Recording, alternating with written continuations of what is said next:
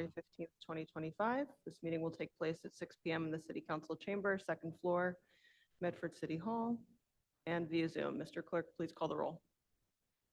President Bears. Present. Councilor Callahan. Councilor Lemming. Councilor Scarpelli. Present. Vice President Collins. Present, 5 present, 0 absent. The meeting is called to order. The action and discussion item for this committee meeting is again 24-033 zoning ordinance updates with the Ennis Associates team. This is the first planning and permitting committee meeting of the new year. We have seen a lot of work in this committee so far. A lot of that is still ongoing. Fall, we shepherded through the Mystic Avenue Corridor District proposal. The Salem Street Corridor District proposal is still being considered in public meetings by the Community Development Board. The Green Score proposal is still being considered in public meetings by the Community Development Board. There's a lot of things in the pipeline. Tonight, we are beginning our consideration, just the very beginning of the conversation, on a new topic, which is the neighborhood residential topic. So before I turn it over to our zoning consultant, I just kind of want to orient us to the goal of this meeting, what we're going to be looking at. This topic, which we're calling neighborhood residential, is just a jumping off place for adjusting the zoning rules for the areas of the city that are currently residential and zoned as single family 1 or single family 2. There are districts like this throughout the city, as everybody knows, but they're especially concentrated in North Medford, West Medford, with some pockets in Glenwood, Wellington, and Hillsides. So why are we looking at SF1 and 2 districts now? The same goals that carry us through the rest of the city for the rest of our zoning overhaul. We know that there are areas of the city where the zoning does not reflect what is currently built on the ground. We know that there are areas of the city where the zoning isn't allowing us to use our property, our land, the way that we know community members want us to, where it could better affirm our goals or where it could better affirm just what's already there. And we also know that we have a need to allow for more housing development in Medford to keep pace with high demand, high scarcity, and increasingly high property valuations. And zoning can offer tools to help us with all these problems. So with a lot of the current SF districts, we know we'll have to let geography and context guide the way. For example, in North Medford, narrow winding streets and steepness affect what is appropriate and possible. We also do have areas that are next to, for example, some brand new transit hubs, and it doesn't make sense to not take advantage of those areas of the city for greater density in a thoughtful way. So in just a minute, I'm going to turn it over to Paula from Ennis Associates for slides about what we're going to be considering tonight. This presentation will walk us through a jumping off point for considering some new neighborhood residential approaches and existing SF and GR. It also incorporates what new state law dictates around allowing ADUs by right in single family districts. So just to recenter on the goals for tonight before we get into the weeds, and I know that Paula is also going to reorient us in kind of where this falls in the overall trajectory of what topics have come before this and what topics will come after this. Tonight, we're not looking at a proposal that we're going to be voting on or approving.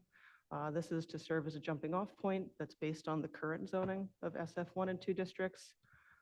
We're very much not going to do this all in one fell swoop. My goals for tonight is for this to be councilors' chance to put their initial thoughts, concerns, questions, requests for changes on the record. And we'll come back at our next meeting in 2 weeks. Ennis Associates will have taken all of that feedback and put together an amended proposal that we'll look at again before it is then referred for further review in more public meetings by the CDB. So at this point, I see President Bears has his hand up, and then I'll turn it over to Paula. Thank you, Madam Chair. Just want to thank you for getting us off to the start of this meeting.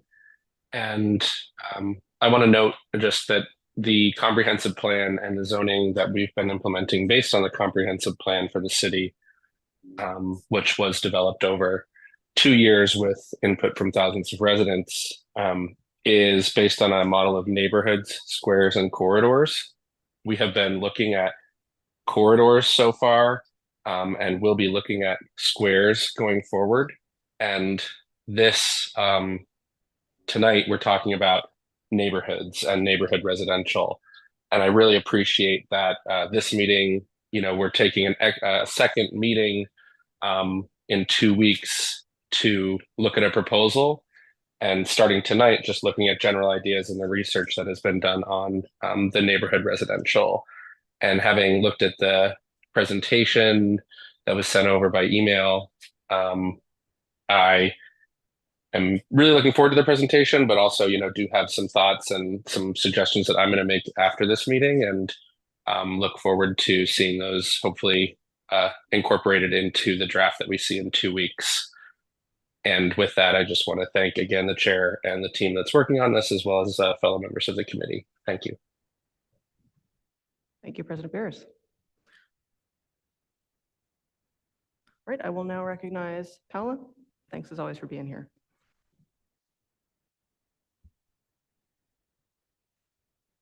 Hello, good night. I'm here. I'm Paula Ramos Martinez. I'm senior planner and urban designer at Innes Associates. Here at my right is Emily Innes. She's the director of Innes Associates. And I'm very glad to be here to share our thoughts and proposal.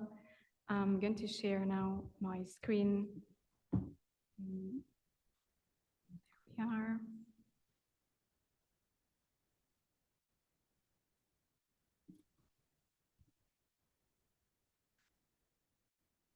So I'm going to repeat some of the things, if I can.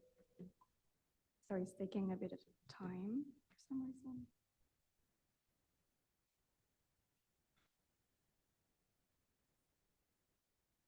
Oh, great.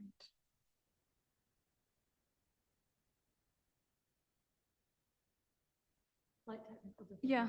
All sorry. good. Take your time. Is the screen frozen? We can see the screen share on Zoom. I think it might require, maybe with the Zoom update, a change in the booth to click the screen share instead of the video.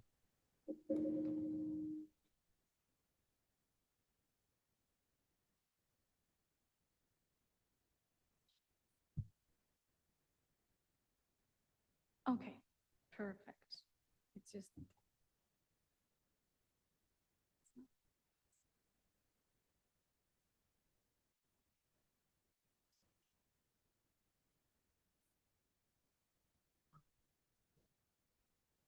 Yeah. And I'm using internet. That one is saved on the desktop. What I can do is. Are you not able to share, Paula? Like, is it not reflecting what's on your screen? I'm going to try to share the PDF. Okay. I can share on my side if that is easier, but you'd have to tell me when to switch.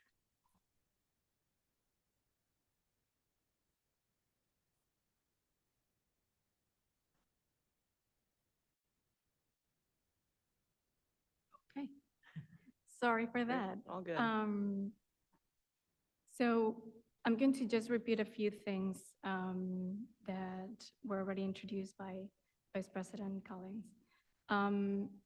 So in the agenda today, we're going to look at the timeline, the plan for the 2025, the public hearing process, and this is where public can give their comments when, and we will look at those precise dates that we will be updating in all our meetings from now on. We will give a bit of introduction, and that is the comprehensive plan, where we are basing our proposals. We will look at some of the analysis that we used to do the proposal, and then we will show the proposal for the neighborhood residential districts. And at the end, we will leave, obviously, the time for everyone to comment on the proposal. One thing that I want to make very clear is this is a draft. This is nothing decided. This is why we are here. We want your comments. So here are all the dates that we are going to have a planning and permitting committee meeting in this from now until May.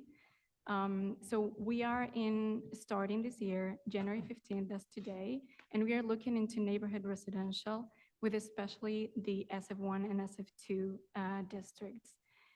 What we did today was making a frame of all that residential structure. so that it will help us to not only for this month, but also for the next one for February, when we will look more into the denser part of the urban residential.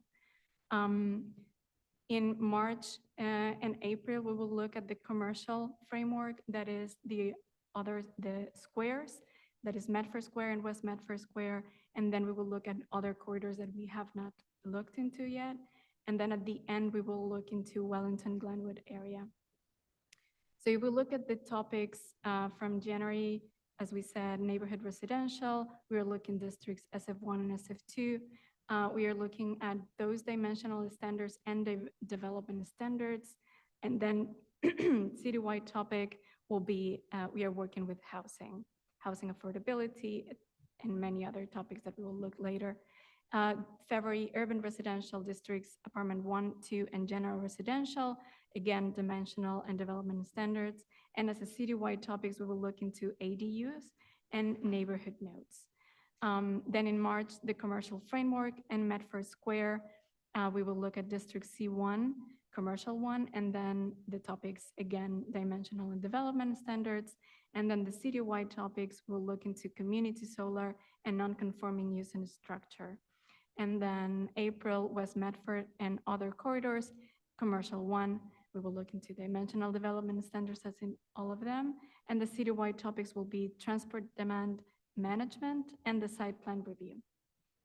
We will end up with Wellington and Glenwood area in May, districts office 1, 2, industrial and mixed use zone, and then dimensional development standards.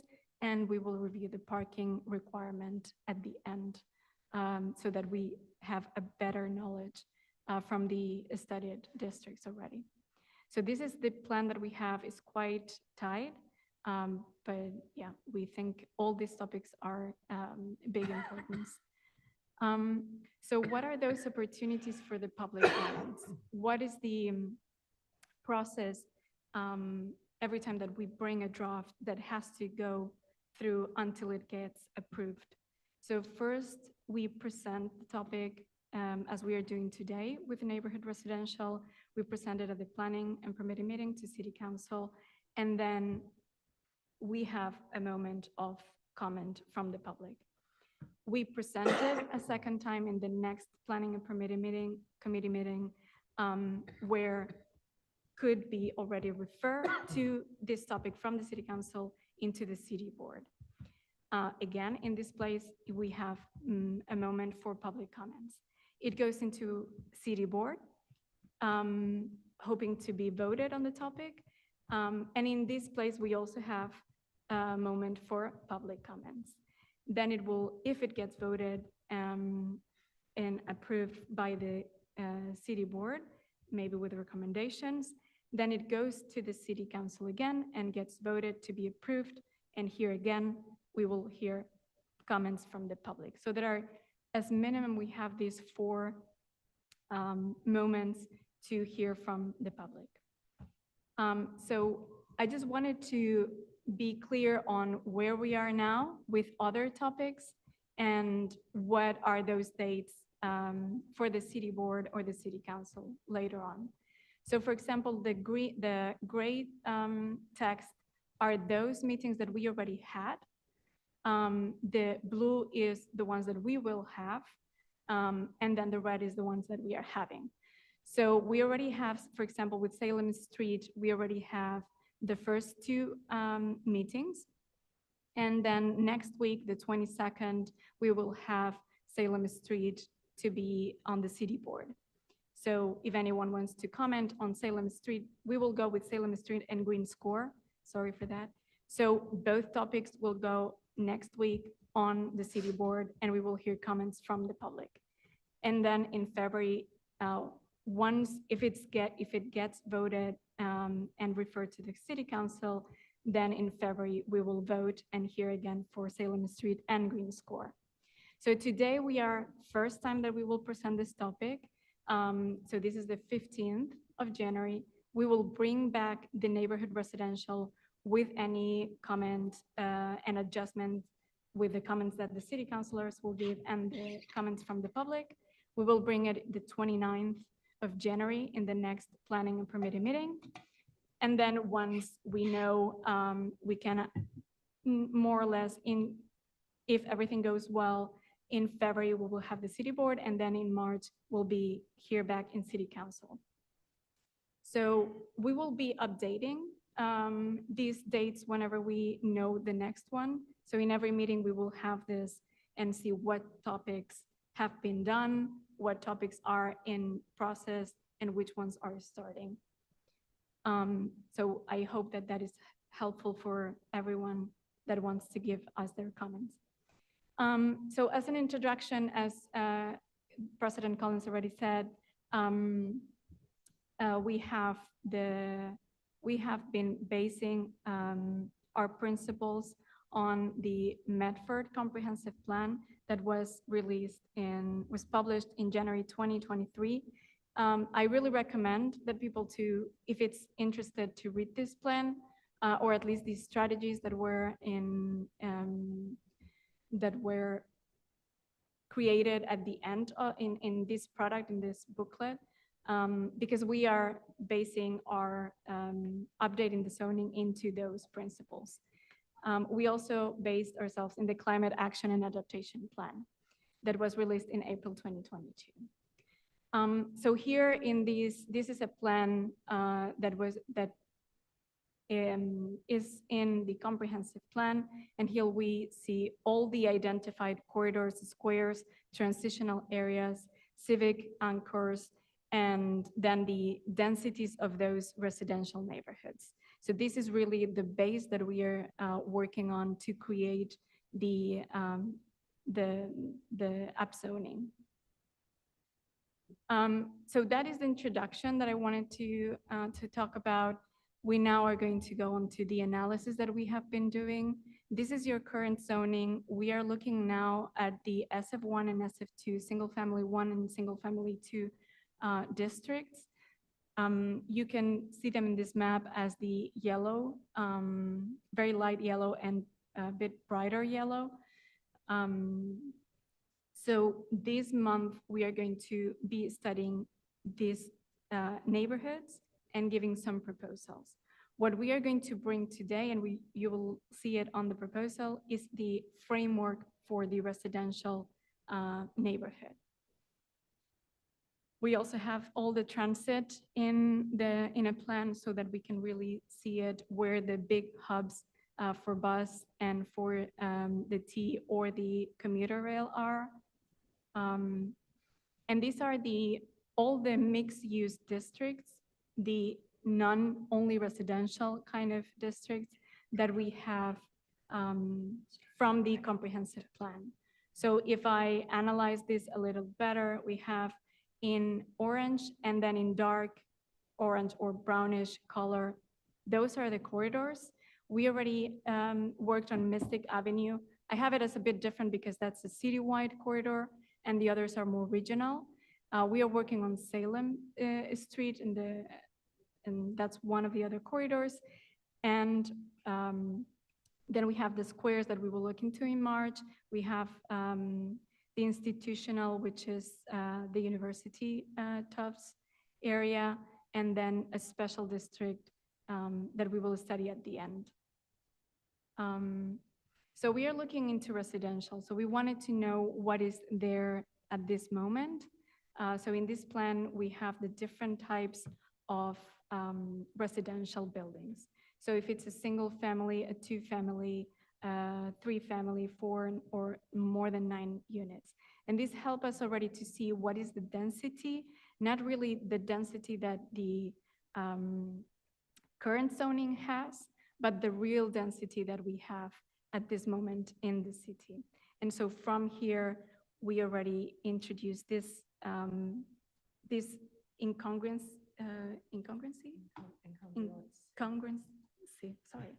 sorry for that.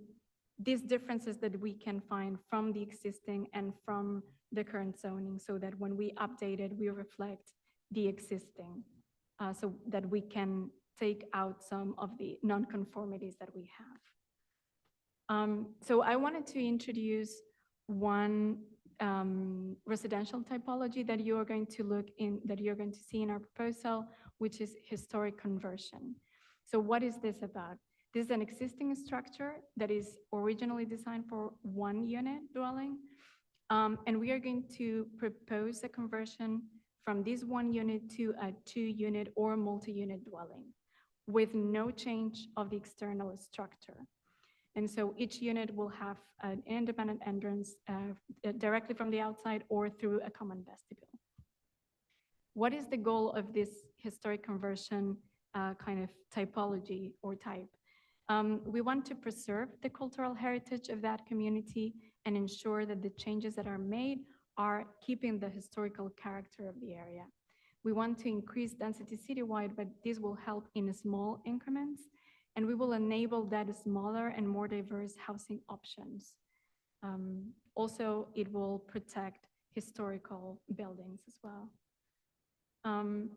So this is our proposal. Again, this is a first draft.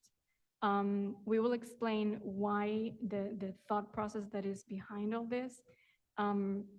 But we want to hear your comments, so we have to give you a proposal so that we can comment on it. So we have we identified 4 different neighborhood residential. So we wanted to give a bit more gradient from the single family that you have now to general and to apartment. We wanted to give a bit more gradient in those definitions, in those districts. So we have neighborhood residential 1, neighborhood residential 2, 3, 4, and then urban residential, which has more density, and this we will look into in the next month. So neighborhood residential 1, what we have is single unit dwelling and ADU. So the ADUs is something that we will explain also next month, but we can, obviously, if you have any question, we can answer this. This is accessory dwelling unit. There is a new law that is being passed. So we need a bit of more information. That's why we are placing this for next month. But if there is any question about this, please, you can ask.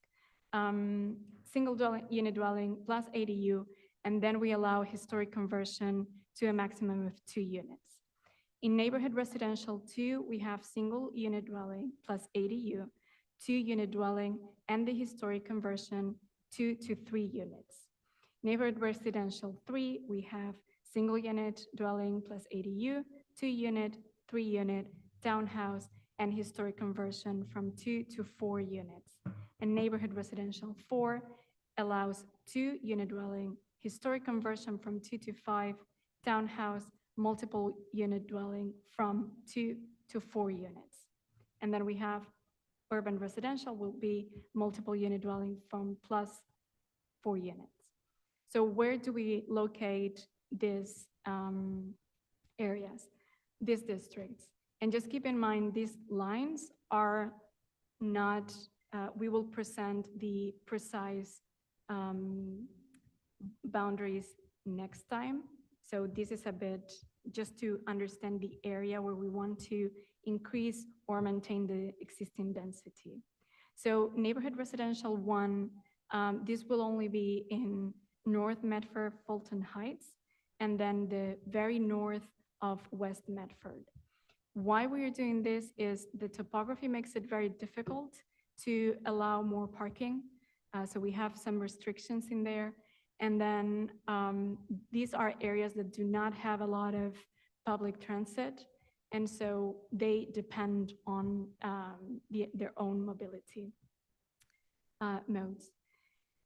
Where we keep neighborhood residential 2. So Lawrence States, the north part of Lawrence States and the mid to north part of West Medford, these are neighborhood residential 2.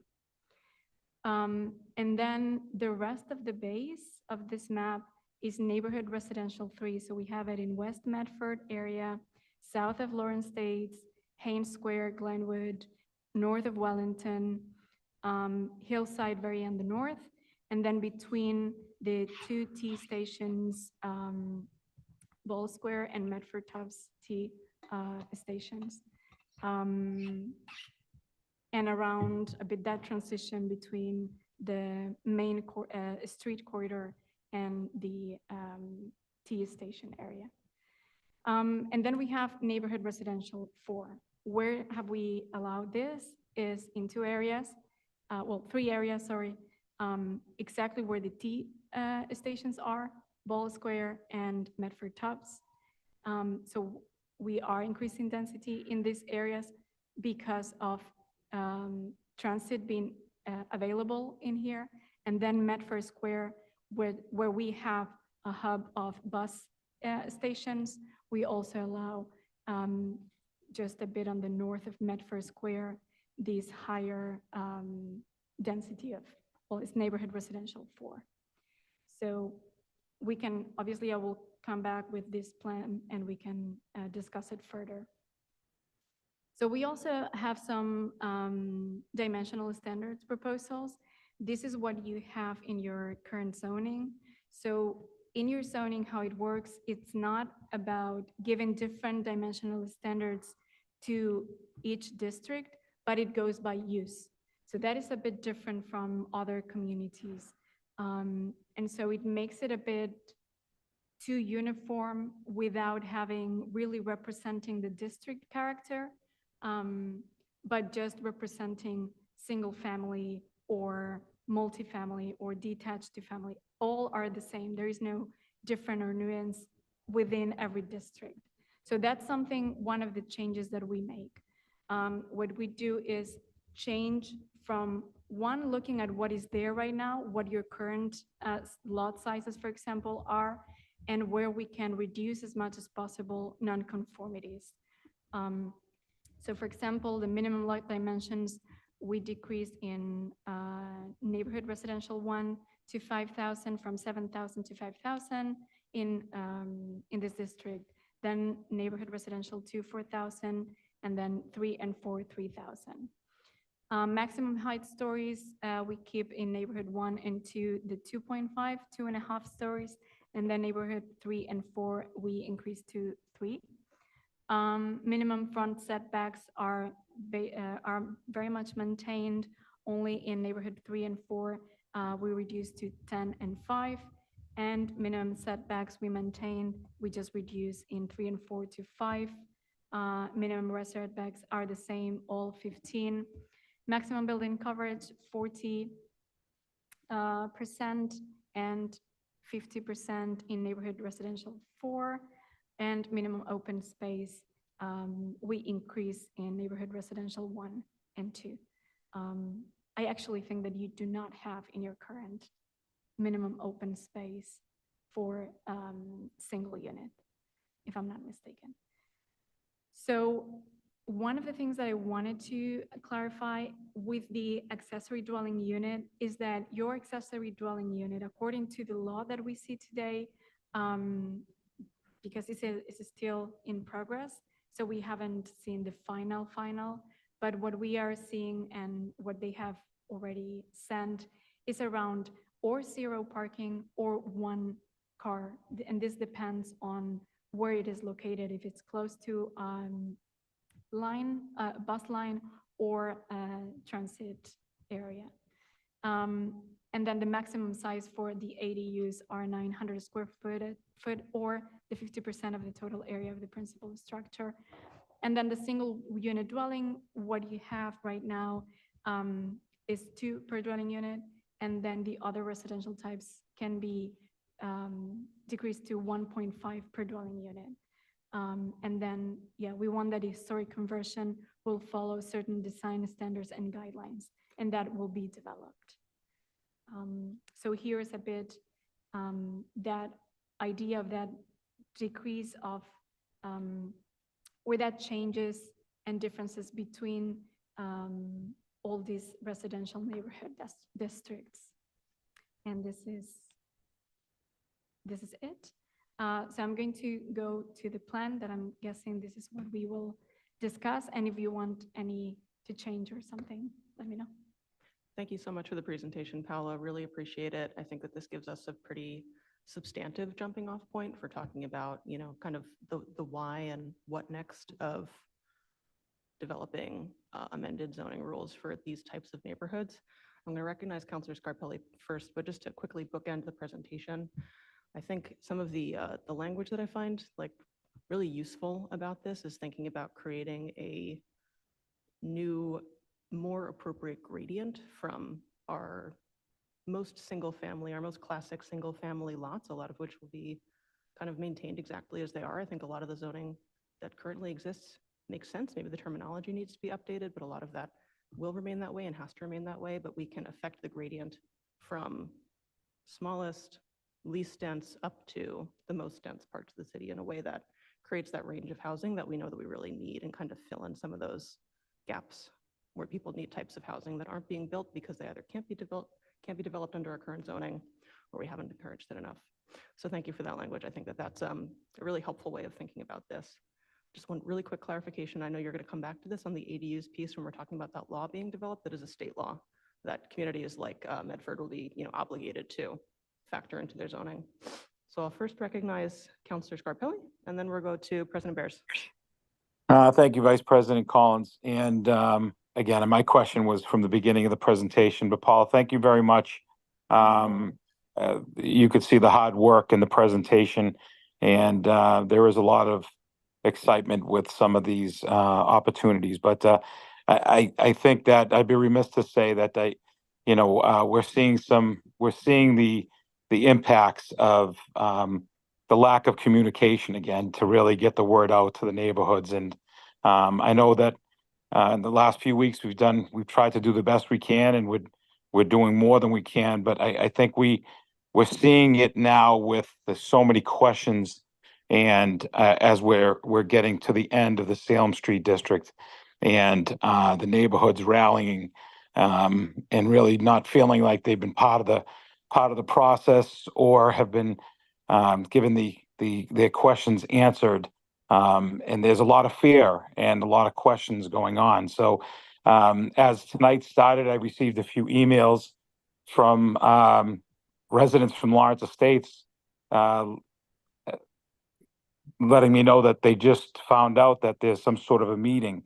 And I think I know that I've shown you the date from when the last council really focused on implementing a more robust process and communications and bringing these meetings to the neighborhoods. And I know it wasn't written in the RFP. I know Councilor President Bears informed us, but I think as we move forward, we really need to find a better way, even if it's a reverse 911, letting the neighborhoods know that these meetings are happening, because I know we've had, up to almost 20 meetings now discussing this process. But I implore all of us to understand that there is groundswell starting in a negative undertone when it doesn't have to be, for the fact that even the Salem Street situation, a lot of the questions, the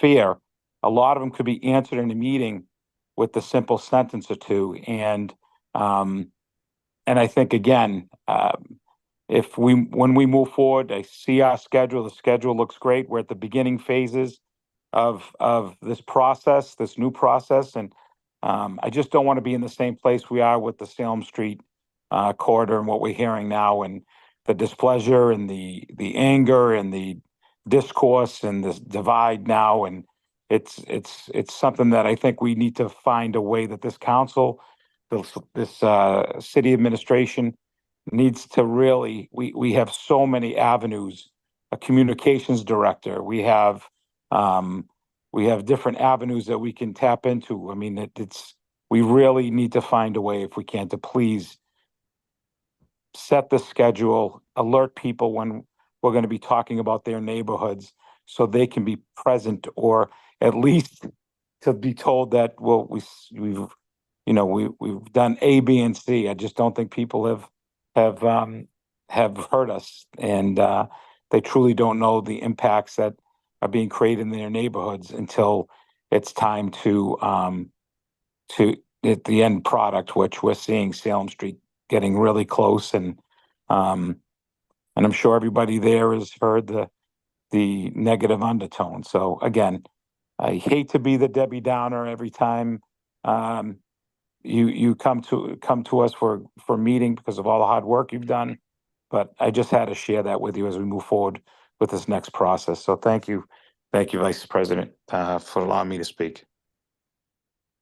Thank you, Counselor. I really do appreciate that feedback. And, I think that there is a lot in there that I think, that I agree with. I think, well, since our last meeting wrapped up at midnight last night, a lot of what I've been working on today has been kind of revamping that communications strategy that we can use so that, the next 6 months of this zoning project are better communicated. I think the highlight for me, and I think this speaks to some of what you're saying, is that the information is out there, the meetings are public, the answers are out there, but they need to be easier to find. And that's Agreed. what we're working. And to follow through on the plan that me and President Bears are drafting as council leadership. To make that successful, it'll take the collaboration of the city administration. But I think you're right that, there's so much positive in these proposals, and we really want to be able to broadcast and communicate well with the community to answer their questions easily and quickly, so that people can, know exactly what's going on, be informed, and, ideally be as excited as we are about implementing the goals that the community put into the comprehensive plan. So thank you for that comment. It really Appreciate it. Thank you. and we're working on it. Thank you. I'll recognize President Bears next.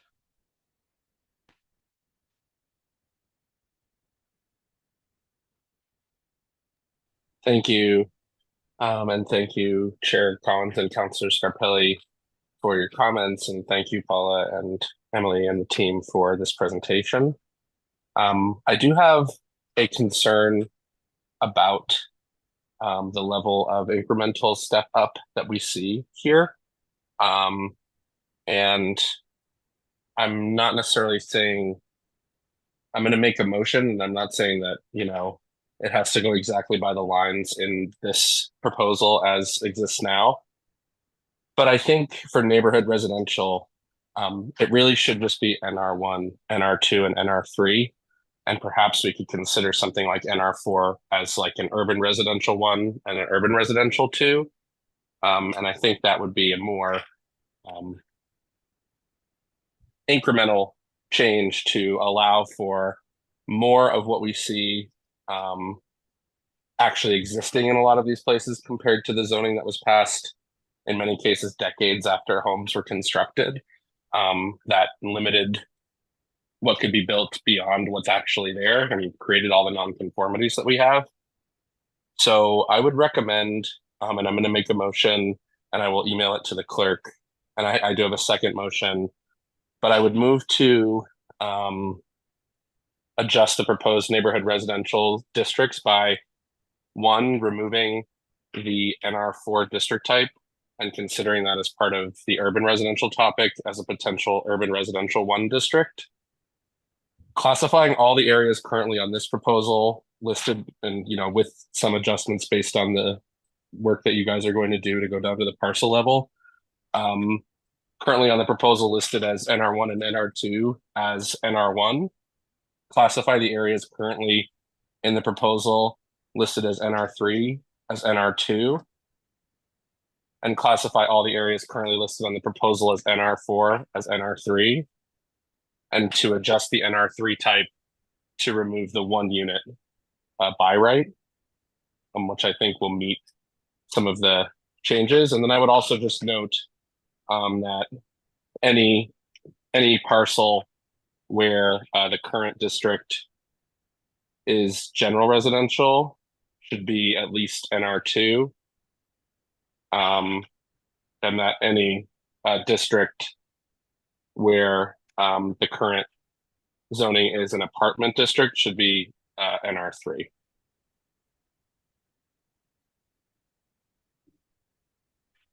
Thank you, President Barris. Would you email that motion to myself as well as the clerk? Yes, I'll do that. And I have a further motion, but I know folks want to discuss that one first. It's a significant change. Great, thank you. I'll wait for that to come through. I might need part of that reread, but that was to remove neighborhood residential 4, have that be considered instead as part of the urban residential that we'll be considering in February, those denser districts, and then to downshift neighborhood residential 2 and 3 to kind of step the gradient down by one level of density.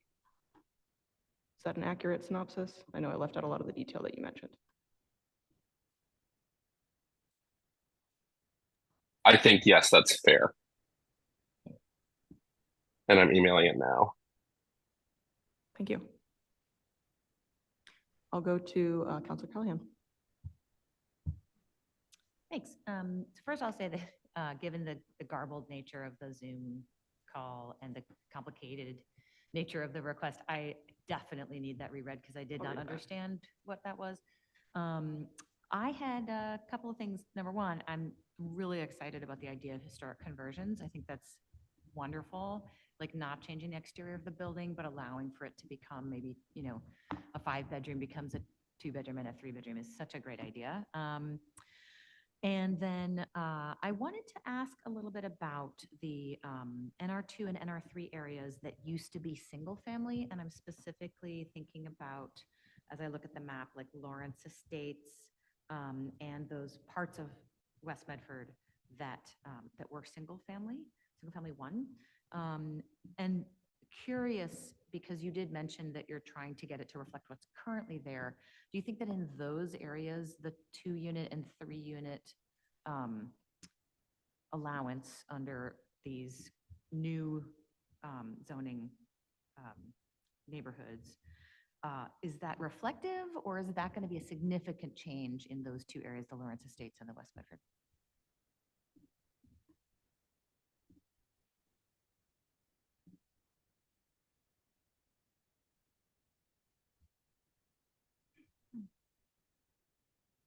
Yeah, that is a good question. So from going to single family 1 to single family 2, it's not that big incremental. It's not a big defining change of the structure or super high density. So we are increasing just that small increment.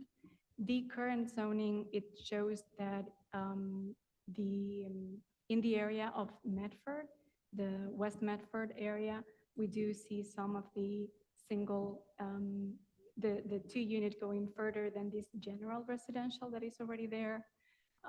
So we are following a bit that trend that it seems that is expanding more than what is reflecting on the general residential.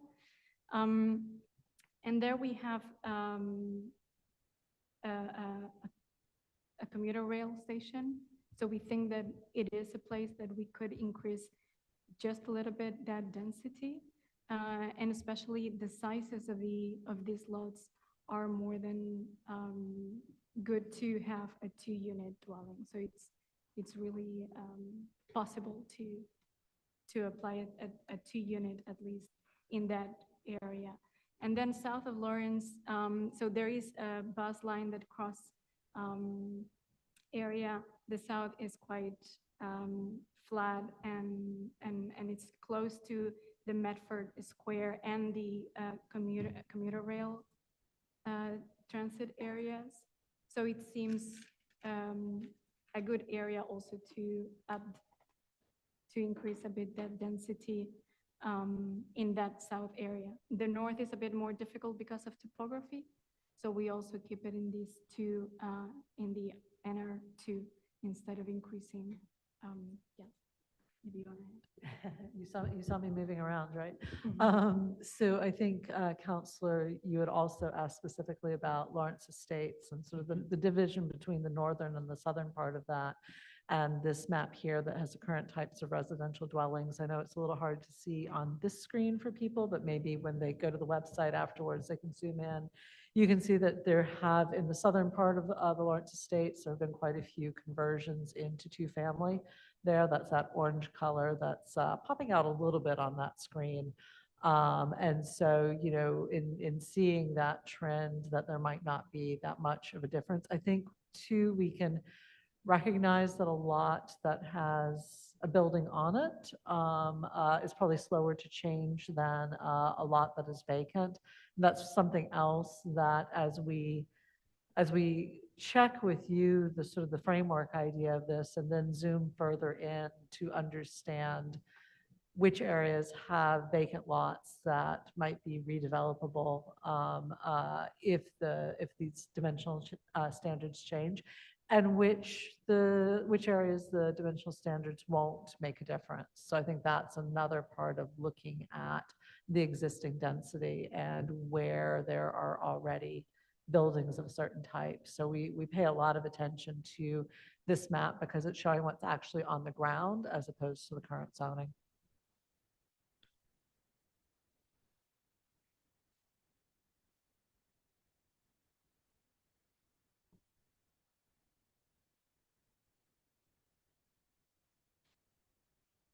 Does that address your question, Counselor Callahan? I think you were talking about the difference between SF1 and SF2 and R1 and NR2.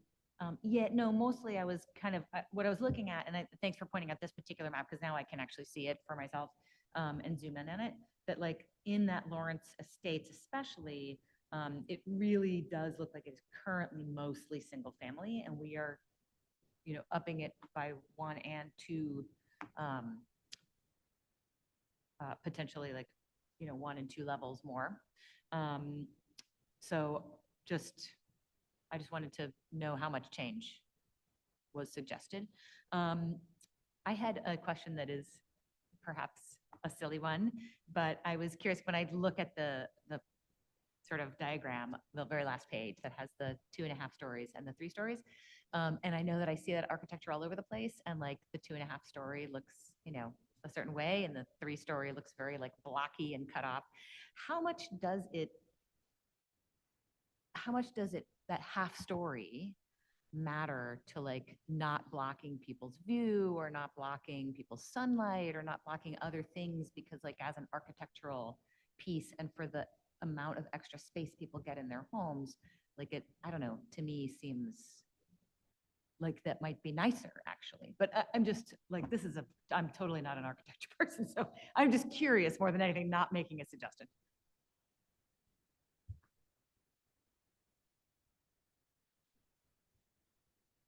Oh, sorry. It's all right. I keep having to I keep forgetting that green means stop and red means go. I keep forgetting so- that's just not constantly on. Yeah, exactly. So it's a good question. We were actually talking right before the meeting that for the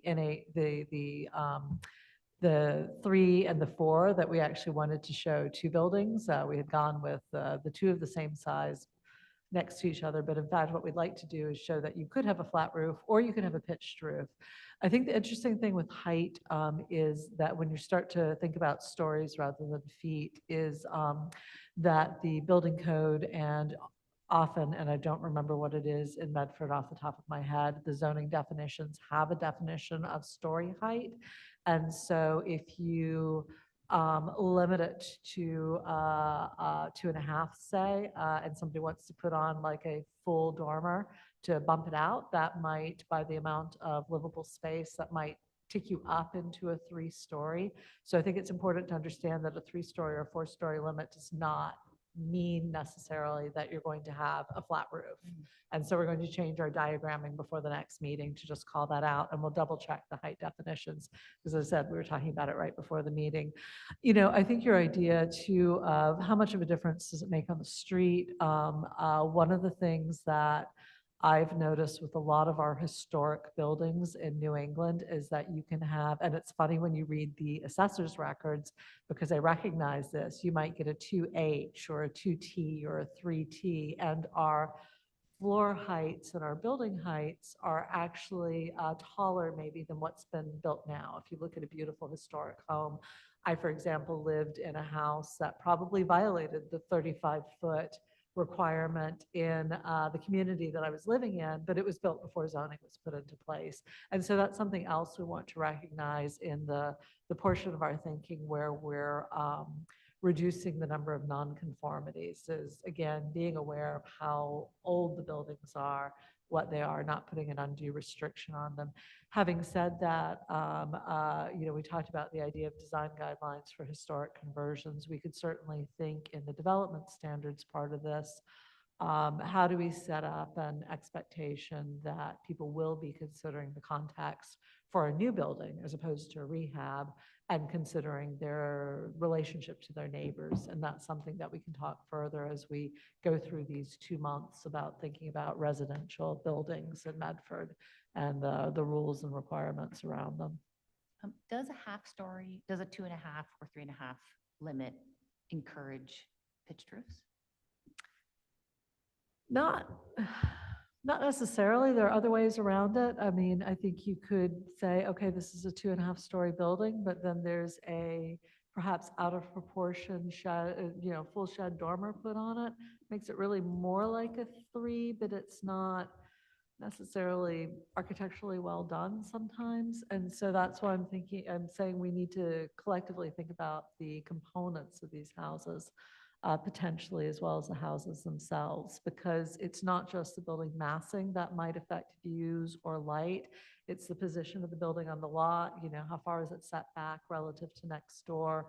What is the solar orientation? There's a bunch of things that can come into that. And I think one question for the city council and the community to consider is how much regulation do they want to put on single-family dwellings?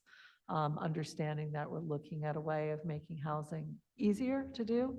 And I think that's a question that we can also continue to explore with you over this period. Great. Thank you so much.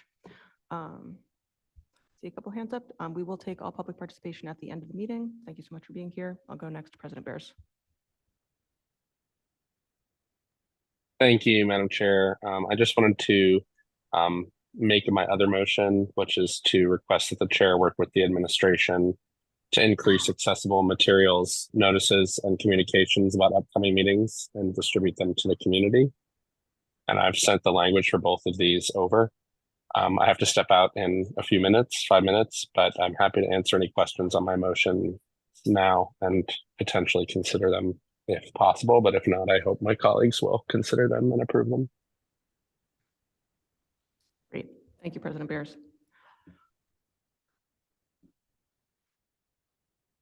So I'll reread both motions.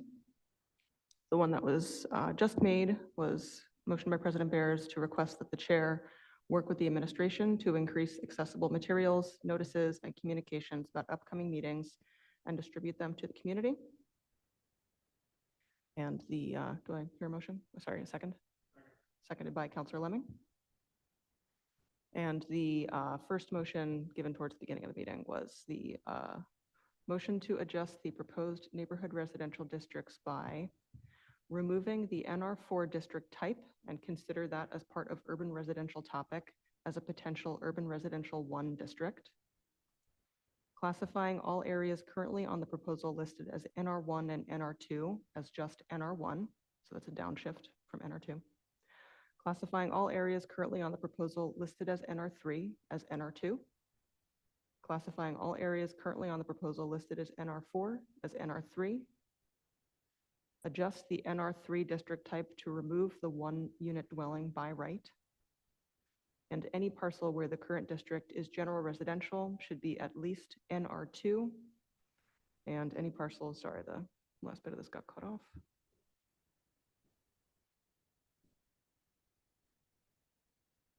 Sorry.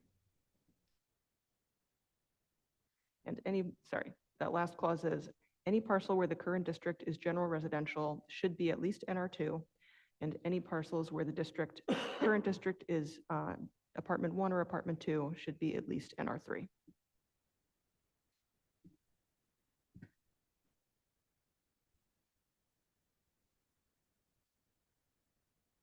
Does anybody need that read back again, put on the screen, or do I hear a second on the motion?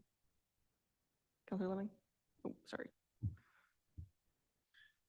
Thank you. Just for some, Council President Bears, just for some clarification. So you mentioned, I believe part of that motion was, for instance, making all NR2 into NR1.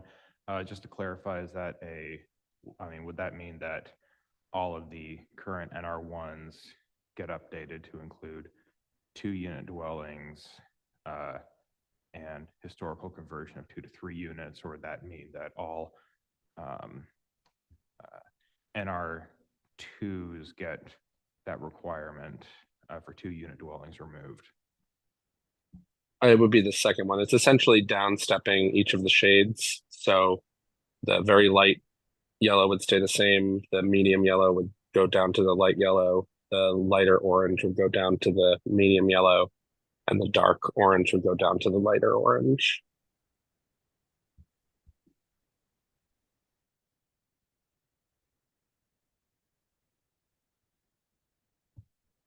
Counselor Callahan, Well, I'm, sorry. You have oh, more? Do sorry. you want to finish your thought?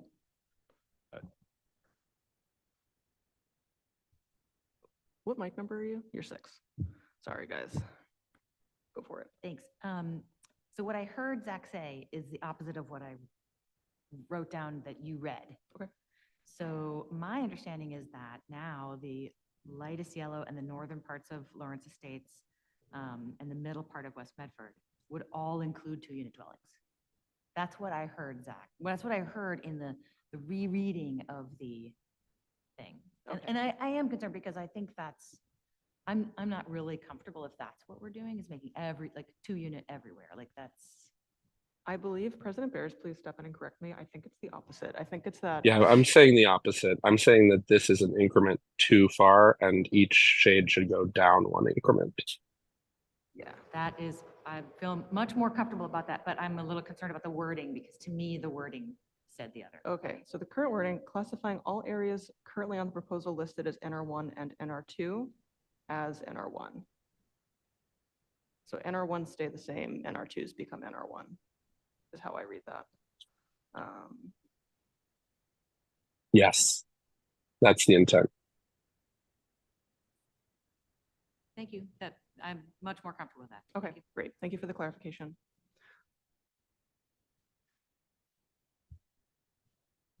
Go ahead, Emily. Thank you. I just want to repeat something that Paula said at the beginning and just to give the council some information. So she had said that the boundaries, these are very high-level boundaries. And so we do an understanding the direction that President Bears has suggested. We have no objection at this point, but we just want you to know that we need to go in and just check the boundaries and make sure that with this change, that they still make sense as shown, or, do they need to wiggle around a little bit more? I think, as I'm saying, is at the high level. So just to make sure that the counselors are aware of the kind of the scale that we're looking at in this particular image. Great, thank you. That makes sense, that the boundaries between the proposed districts would have to change in any case, and especially if we're contemplating this downshift for the proposal that we'll see in 2 weeks. Great. Councilor Lemming, I'll recognize you. I mean, I don't know if I could support President Bear's motion. I mean, I think you do need additional density, particularly around the T stops. I mean, I personally don't see the need to sort of increase the amounts of single unit dwellings quite that much. So yeah, I personally like it as it is.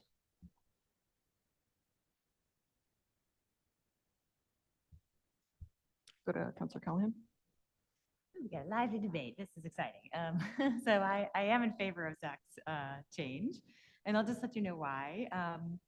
I think like I'm really encouraged by the fact that we are allowing for historic conversions and ADUs by right throughout what is currently considered single family.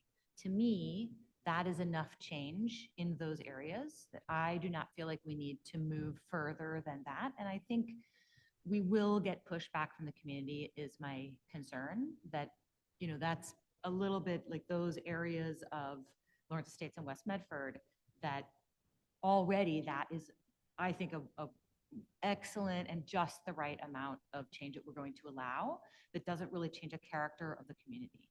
I think once we're allowing 2 units, that for me, that belongs more in the areas that, were on this new map considered neighborhood residential 3. And that also will be a change for much of those places, but I'm comfortable with that level of change. So I feel quite good, and I think better than the current suggestion, given that I do understand that because of some of the existing, housing that is there, because you guys plotted this very carefully, that like the boundaries are going to adjust a little bit. But to me, this feels more comfortable, and it also does mean, because of the ADUs and the historic conversions by right, that we are allowing more housing throughout the city, but just in a way that I think feels more comfortable to the residents of the current single-family 1 areas. Thank you, Councilor Callahan. Yeah. As one counselor, I think that you put that well. I think that historic conversion and being able to implement the statewide ADU law will be meaningful. We could go further. We will go further in other areas of the city where I personally think that it makes more sense topographically, geographically. Is that a second to the motion by Yes. President Barris? Great, thank you. So the motion by President Barris is seconded by Councilor Callahan. Is there, sorry, was that a hand? No? Okay, I was imagining things. Is there any further discussion on, President Barris had to depart, we can vote on these motions anytime. Any further comment by councilors on the presentation, questions, concerns, potential amendments we'd like to see in the updated draft that we'll consider for January 29th? And just in my mental note taking, I know that in addition to the changes that we'll vote on, we can also expect to see more finessed boundaries between the various sub-districts. And I'm also looking forward to the diagrams of the residential requirements, including not just one type of what can be built in each district, but more varied buildings that folks can envision them in context of what these neighborhoods might actually look like with the possible buildings, or perhaps already look like. Yeah.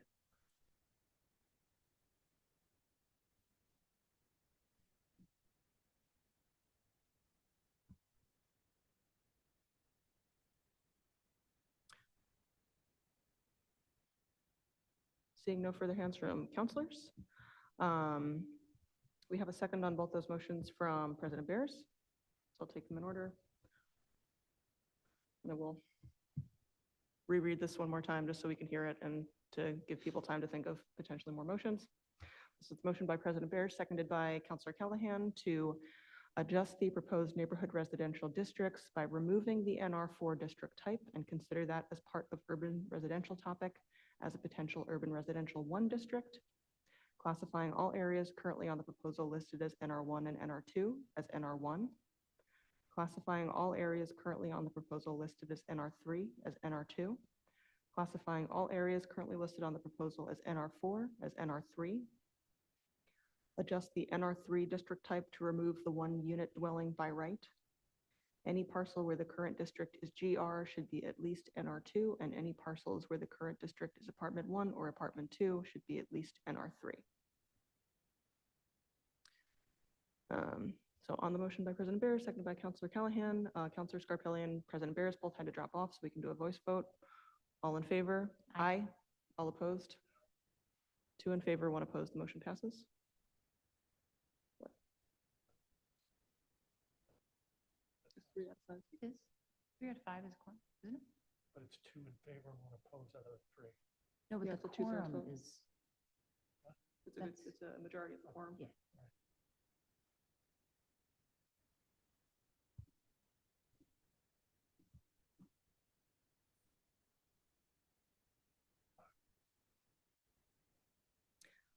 On the motion by President Barris, seconded by Councilor Lemming, to request that the chair work with the administration to increase accessible materials, notices, and communications about upcoming meetings and distribute them to the community. All those in favor? Aye. All opposed? Motion passes.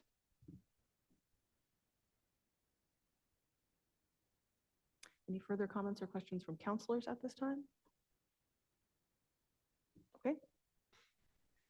we will go to public participation. Seeing nobody at the podium, I will go first to Zoom. I'm going to request that you unmute. Please state your name and address for the record, and you will have 3 minutes.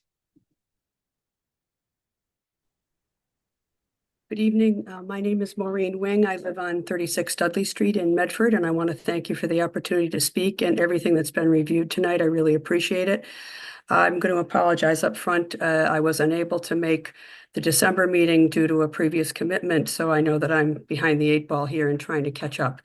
I just would like to mention again what a brief description of what Councilor Scarpelli said, in that some of the friends and neighbors that I've been speaking with in the Route 60 Salem Street area are just a little bit nervous about all of this. And I really appreciate that you're considering other types of outreach or increasing the outreach to get us more informed and involved. And I really appreciate that.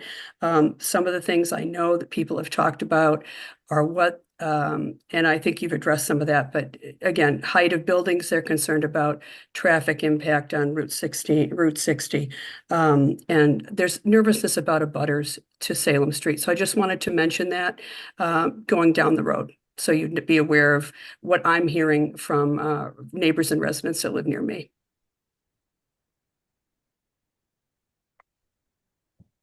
Thank you so much for attending tonight and for sharing that feedback. It really is duly noted and really appreciated.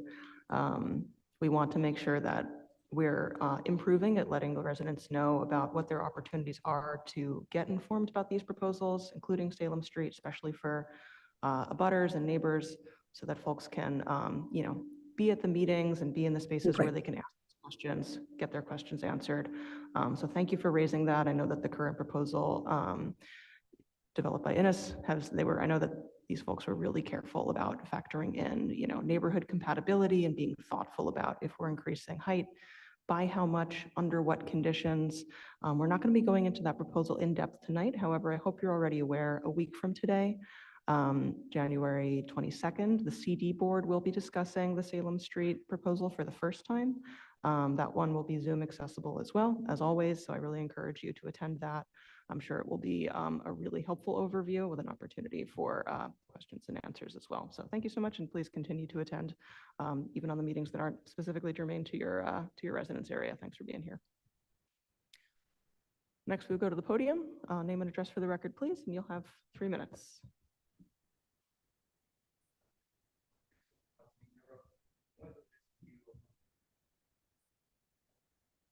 Oh, sorry, that's me. There you go. Thank you. Thank you, Madam Chair. Gaston Ferry, 61 Stigney Road. I took a few notes during the presentation that I want to address, and I would like to thank President Bears and everyone that voted yes on the changes, because they addressed most of my concerns. So I lived in the north of Lawrence Estates, and there's a lack of public transportation, so you either have to drive or bike, and it just gives me some doubts that so NR1, which was North Med for Fulton Heights, is actually closer to the subway than the north of Lawrence Estates. So it makes me wonder how come Fulton Heights was NR1 and we were NR2. To me, that's a little bit concerning, because again, when I take the T, I don't bike, I have to walk all the way through Fulton Heights up to Malden. And then on West Medford, we actually have the commuter rail, which is not as efficient as the Orange Line. So to me, that's didn't make too much sense. But thanks again to President Bears and everyone that voted yes, that got addressed. So I just think that Councilor Callahan also mentioned, if you look at the map, or if you walk around the neighborhood, for us, all of us that live there, there's just not two-unit housing there. I mean, and not only in the north of Lawrence Estates, but then if you cross to the south of Lawrence Road, where Summit Avenue is and all of that, there's not even a single two-unit house. So that would be like a huge change from what we have right now. Other point, so the north of Lawrence Estates is also locked in by the Falls Reservation. There's a lot of dead-end roads, cul-de-sacs, and things like that. So also, having density there doesn't make much sense to me. There's a lot of private ways. I live in a private way. And as you might know, the city does not do repairs of those roads. I'm going through that process myself. We have an area of our private way that is in pretty bad shape. I've been in conversation with engineering and DPW, and then they actually just would patch it, but they would not repave it. We have to pay it ourselves. So if, for example, we started having 2-unit houses over there, it's more neighbors that will have to become in agreement whenever we have to pay to maintain our private way. I'm already going through the pain that not everyone wants to participate in chipping in. So it will make everything a lot harder. So, and I will be interested in considering private ways at the future meeting as well, because I talk to people that live in them as well, and then all of us voice concerns. And the last point that I wanted to say is that, so all this kind of, I believe, and maybe Councilor Lemming can correct me on this, but units are less than, dwellings are less than 6 units actually will not pay a linkage fee. So if we're increasing density, what's going to happen to our existing infrastructure? And then where is the funding to sort of either upgrade it or make sure that it holds up if there's like more density? How is that going to work? Because again, I think the linkage fee is only paid for dwellings that are more than 6 units or like greater than or equal to, I don't remember. But you know, these ones that we have been discussing today don't apply.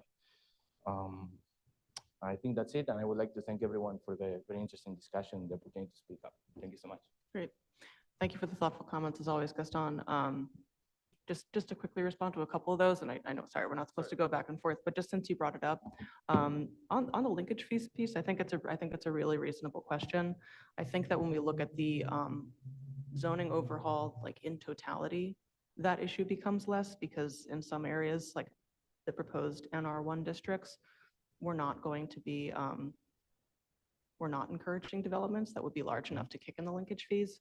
In other areas, for example, the places that are really close to the very, very high transit stations, we might be encouraging developments that would kick into the linkage fees. So I think it would have an equalizing effect, maybe not when we're just considering the neighborhood residential as a single project, but citywide. I know Councilor Lemming in particular has been making sure that we're updating our linkage fees so that when we do create new zoning, especially along places like Mystic Ave, where we're encouraging big new developments, that they're going to be paying their fair share and that their fair share is calculated correctly. So thank you for bringing up that point. And then the other thing I was going to say was not important. Thank you as always for your thoughtful commentary. Thank you, Madam Chair. I appreciate it. Name and address for the record, please. You have 3 minutes. Sharon DSO, Mass Ave Circuit Road Corner. Thank you. I'm just wondering, I came in a little late and I didn't hear the announcement of who this group is here. Right. Okay, I've seen the name before on different agendas coming into the city. So let me just get a retrospect here. I see the word density, density, density. What's the goal? What's the goal here? I mean, why promoting density? It has to do with helping out taxes and tax rate and whatnot. What's the goal? I'm happy to let you finish your 3 minutes and then I can respond after if you have more that you want to put on the record. I'm sorry? If you have further questions behind that, I'm happy to just give you your full time and then I can respond afterwards. No, I'm wondering, this planning board and the zoning changes that are being proposed. Let me just give you an example. Has there been a study, for instance, in the Lawrence Estates of how many lots are 7,000 feet or more? Do you know how many homeowners have 7,000 feet or more? So why would you go into an area like that and propose changes, even if someone sold their home? You still can't, there's not enough land because there's only 7,000, it wouldn't equal 10, unless I'm really doing, bad math. I'm wondering why you are not going to places like even the state to see if they even have land that they would be willing to sell. Why are you destroying the look and the ambiance? And the reason why some people come to those areas, they come to Medford. I've seen beautiful homes on 6,500 square foot lots. They've brought children. It's such a nice vitality to see them walking to the school buses. They have beautiful play areas built in their backyards. Many, many people have put in pools. I don't understand why you're going into residential areas that have practically no land to offer in the first place. And from what I'm understanding this week, it's not going to happen because the residents are going to make sure that it doesn't happen. It shouldn't happen into empty area because there are better ways to raise taxes in cities besides destroying areas. And when you leave this council, I hope you don't go on to another town and that's your plan somewhere else. Thank you. Thank you for your comments. I'll just quickly note that all of the goals that are guiding the zoning overhaul come out of the Community-Informed Housing Production Plan, Climate Action and Adaptation Plan, and Medford Comprehensive Plan, and are guided by our knowledge that Medford is a beautiful place that a lot of people live and a lot of people want to move into, and people who live here are struggling to stay here, people who want to live here, people who grew up here and want to buy a home, people who want to stay here are struggling to find housing to do so, and I think those guide the goals around thoughtfully adding densification where it makes sense in each neighborhood. Excuse me, I just have one more question. Suppose there were an area where there was land dividable and whatnot. If you had, even just as an example, Fairfax, you had twice as many homes, the property value would come down.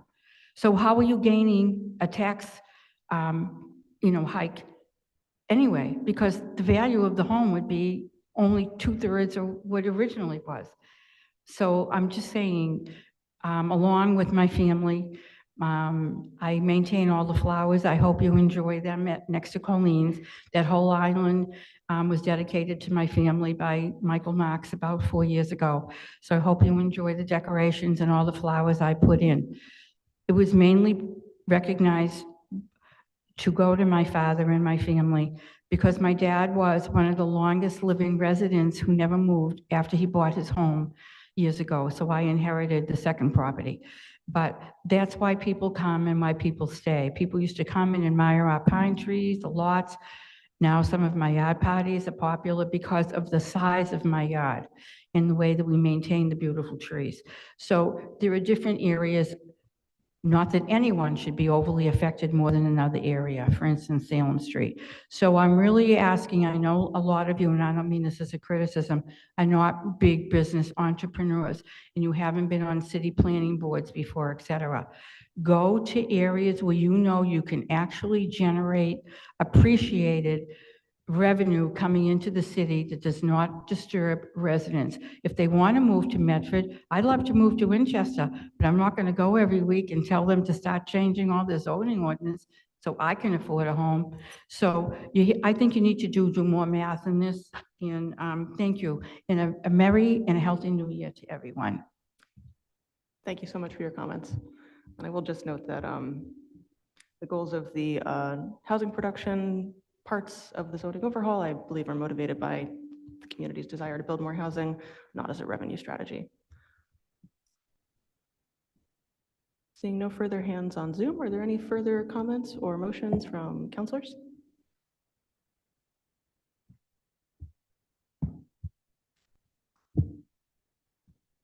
Councilor Lemming.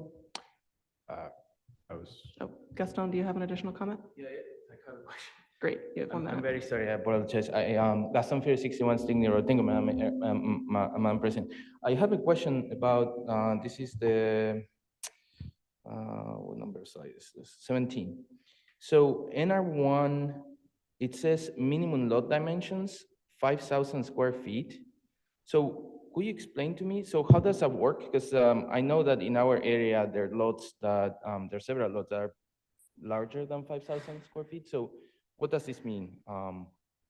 That you can subdivide it? Like, for example, we have a 10,000 square foot lot, then would it be able to be subdivided into 5,000? Is that? No? Mhm. Okay. But it would have to be subdivided equally, right?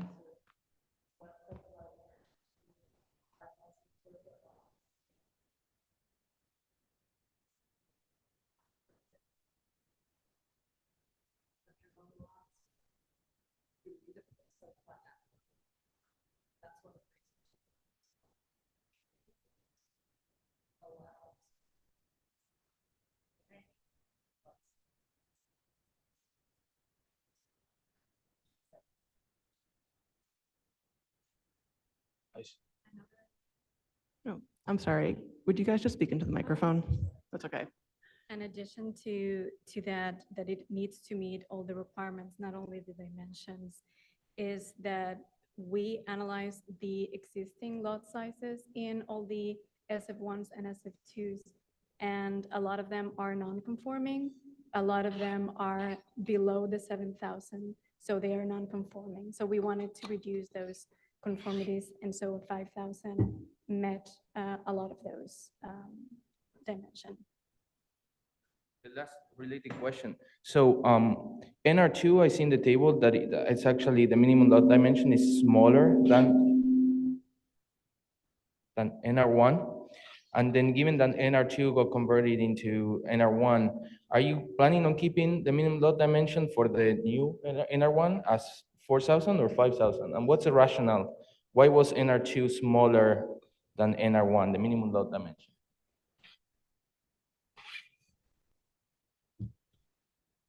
So what we are doing here is the requirements of the space around those areas as well, not only the built, but also the open space around it. So usually we are making a transition from the NR1 to NR4 so that the density of what you see on the facing the street, so the setbacks are reduced. So you can build, you have a larger build coverage, and so you can build more house. So you need a smaller lot size to build more. So you will see, for example, the open space, it goes from 40% to 20%, and that's how much you can build that space. And so your house actually is bigger or the same. It's just that the lot and the surroundings are getting narrower. So you see that transition. Great. Thank you, Paula. Thank you for your questions and comments. All right, seeing no further questions or motions from counselors, I want to again thank Innes Associates so much for being here with us. Time and time again, you've done so much hard work for us over the course of the past year. Emily's gesturing at Paula. Team effort, I know. Really shaping the goals that the community has put into our guiding documents into zoning that we can consider, discuss, deliberate, amend, and talk about in public as much as we need to and vote on. So thank you so much. We will be meeting on this topic again in 2 weeks with an updated proposal for counselors to review. So I look forward to that. Do I hear a motion to adjourn? On the motion by Counselor Callahan, seconded by Counselor Lemming. All in favor? All opposed? Motion passes. Meeting is adjourned.